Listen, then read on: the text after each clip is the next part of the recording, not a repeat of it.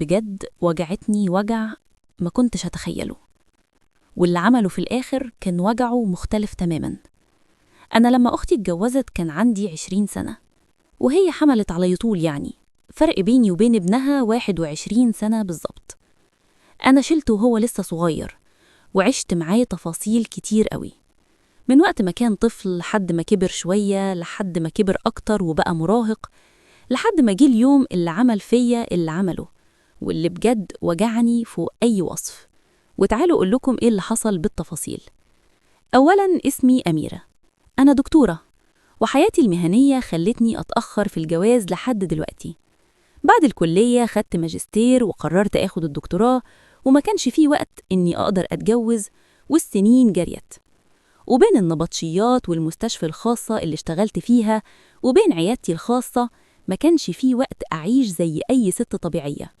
والحمد لله وفضل ونعمة من المولى عز وجل، أنا قدرت رغم صغر سني إني أعمل اسم واتشهر وحقق نجاح مش قليل. وأنا كنت نموذج الست القوية اللي رجالة كتير بيبقوا عايزين يقربوا منها، بس أنا ما كانش عندي وقت حرفياً. الموضوع ما كانش بإيدي، ست وليا مشاعر، بس ليا مخاوف كتير من الرجالة، وفكرة سيطرتهم عليا وحاجات كتيرة قوي في الموضوع ده. المهم إني كنت بروح عند أختي الكبيرة، وهي عامة أكبر مني ب3 سنين، أم وليد. على فكرة هي فضلت مع جوزها 10 سنين بس، وبعدين ما قدرتش تتحمل الحياة معاه واتطلقت منه، والسبب إنه كان عاطل وعايزها تصرف عليه، واكتشفت فيه صفات وحشة جدا، زي إن عينه زيغة وإنه مش محترم في تعامله مع الستات. وهي شكرت ربنا إنها خلصت منه وما عندهاش غير وليد. هي كانت مديرة لقسم الموارد البشرية في سلسلة فنادق مشهورة، وده إداها القدرة المادية إنها تنفصل بسهولة وتقدر تشيل ابنها. وأصلاً جوزها ما كانش بيصرف، ده كانت بتصرف عليه. المهم كنت بحب أروح عند أختي أقعد براحتي في بيتها، ما هو مفيش راجل، ووليد كان لسه طفل صغير، وكنت بتكلم بحريتي جداً. ومرت السنين ووليد ابتدى يكبر، وحسيت بده من نظراته، وعلشان كده ابتديت آخد بالي من اللبس، بس الكلام كنت واخدة حريتي فيه. وكتير كنت بتكلم معاها عن الرجالة، وأنا عايزة الراجل يعاملني إزاي، وحكيت حاجات كتيرة جدا. ما هي أختي فأنا بتكلم براحتي قوي، هقلق أو أخاف ليه؟ وظهر شخص في العيادة بيتعامل بطريقة لفتت انتباهي قوي. حسيت من أول لحظة شفته فيها برجولته، ومعرفش ريحة البرفيوم اللي كان حاططها مع نظرات عينيه وأسلوبه، ما كنتش عارفة أركز في الكشف عليه بجد. كنت حاسة إني مش على بعضي قوي. وفي النهاية لقيته بيقولي بطريقة جريئة شوية وفيها اقتحام لذيذ: انتي جميلة وعجبتيني. ومسك ايدي وهو بيسلم وبيبصلي وكأنه أسد بيستمتع بإنه يطارد فريسته. كان في شموخ في طريقته، مش الراجل اللي مش على بعضه أبدا، بالعكس هو بيعبر، وفي نفس الوقت هو بهبته قوي، وأنا اللي رحت في داهية. دخلي على الفيسبوك نفس الليلة وابتدى كلام، كان واضح عليه إنه فهمني قوي. والله لولا إنه عيب كنت قلتله هموت عليك تعالى اتجوزني، أنا دبت خلاص مش سايباك. وده على فكرة مستحيل يحصل في حياتي، أنا ست عملية جدا، بس ده شقلب حياتي. 4 شهور أهملت فيهم شغلي ودنيتي، وما تتخيلوش بقيت فيهم أنثى إزاي. حولني، خلاني مش بفكر في أي حاجة في الدنيا غير إني أشوف نظرات عينيه ليا، وبعدها اختفى تماما. أنا كنت هتجنن، حياتي وقفت، كل حاجة في دنيتي بقيت بعافر بقوة مع نفسي إني أزق نفسي علشان أعملها، حتى إني أقوم من على السرير. الحياة بقت صعبة قوي، ما كنتش بعمل حاجة غير إني ببكي، عايزاه، مش قادرة أعيش من غيره. وفجأة ظهر تاني بس بعد 3 شهور كاملة، واعتذر لي وقال لي إنه عنده مشكلة كبيرة جدا في الشغل، وده سبب إنه اختفى، لأنه كان مسافر بيحاول يحلها بس ما قدرش، وإنه احتمال يتحبس ومحتاج مبلغ كبير جدا. أقسم لكم أنا أساساً ما كنتش أعرف حتى هو شغال إيه ولا شركة إيه ولا أي حاجة، وما كنتش عايز أعرف. بدون أي تفكير طلعت الدفتر بتاع الشيكات وكتبت ليه الرقم اللي عايزه، وجيت عند الاسم قال لي اكتبيه لحامله. معرفش إزاي عدتها. وعلى فكرة لما عرضت المساعدة قال لي رد واحد: مش هقبلها إلا لو قبلتي تتجوزيني وتكوني مراتي شرعاً وقانوناً. قلت له موافق، وكتبت الشيك وخده، واتفقنا إننا هنتجوز في نفس اليوم اللي اتجوزنا فيه. وهو جاب مأذن وبيت أختي كتبنا الكتاب، وكان المفروض هنعمل فرح وبعدها دخلة زي كل الناس، لكنه أصر الدخلة تحصل في نفس اليوم اللي كتبنا فيه الكتاب.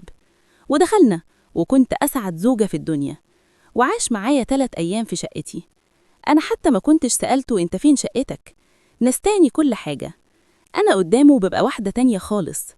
واتصل بيا ابن أختي، قال لي أختك تعبانة بتموت، تعالي بسرعة شوفي مالها.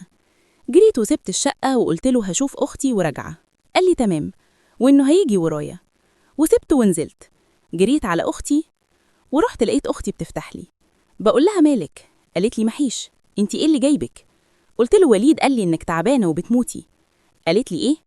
كلمت وليد لقيته بيضحك وبيقول لي عملت فيكي مقلب يا خالته. دي كانت أول مرة تحصل، وليد مش متعود يعمل كده معايا. قعدت شوية مع أختي وفضلت أحكي لها عن جوزي، ومر الوقت وأنا قلقت إنه مجاش.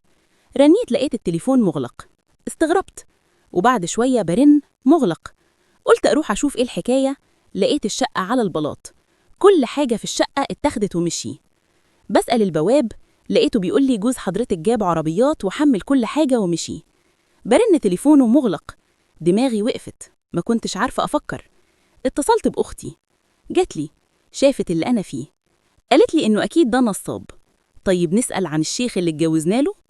ما لقيناش شيخ أصلا بالاسم ده، واللي جوزني للراجل ده واحد نصاب زيه. إحنا ما كناش عارفين نعمل إيه، دي فضيحة ولو اتعرفت هتبقى مصيبة. فقررنا ما نبلغش.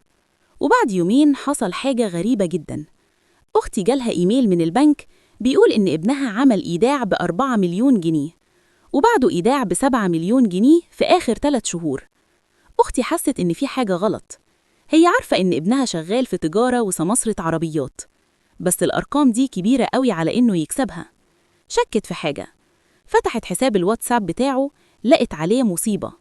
طليقها اتفق مع ابنها إنه يجمع معلومات عني أنا، واتفقوا مع شاب دربوه على المعلومات اللي جمعوها عني علشان يعملوا على التمثيلية الرخيصة دي ويسرقوني. وابن أختي هو اللي أصر إن يتجاب واحد ممثل يعمل عليا مأذن ويجوزني، وأصر إنه يحصل دخلة كاملة. بالرغم من إن اللي معاه كانوا مكتفيين بالشيك، لكنه أصر إن يحصل الدخلة وأفضل مع راجل مش متجوزاه 3 أيام علشان أسيب البيت ويسرقوا اللي فيه، لأنه كان عايز الخزنة بتاعتي. وبيقول لأبوه شفتوا انتوا لما سمعتوا كلامي الكل انبسط ازاي؟ اهي قضت يومين حلوين برضو، واحنا خدنا فوق اللي كنا هناخده 6 مرات. اختي فضلت تعتذر لي وهي بتبوس ايديا اسامحها، لانها شايفة انها الغلطت من الاول، انها اختارت الانسان ده واتجوزته وخلفت منه، وشافت انه الغلط مش على وليد، لكنها قبلت ان يكون في حياتها واحد زي ابوه. وقالت انا عارفة انه زبالة، بس عمري ما اتخيل انه ابنه يطلع زيه. بس هستنى ايه؟ الزرعة الفاسدة مستحيل تطلع ثمرة كويسة، إلا لو اتقطع الفساد من جدره وإتعاد تزريع الزرعة من جديد. لكن أنا غلطت يا أختي إني سبته يتواصل مع أبوه، وآدي آخرتها، الولد بقى أفسخ من أبوه. ولحد هنا حكايتنا خلصت، بس الحكاية على القناة لسه ما خلصتش، ولسه عندنا جديد. وياريت اللي وصل لحد هنا يقول لنا هي أم وليد غلطت لما خلت ابنها يتواصل مع أبوه؟ وشايفين كانت تعمل إيه وهي عارفة ومتأكدة إن الأب فاسد؟ هل من حقها تحمي ولدها عنه علشان ولدها؟ ياريت تقول لنا رأيكم في الكومنتات، وبلاش تنسوا تشتركوا في القناة علشان يوصلكم الفيديوهات الجديدة أول ما تنزل.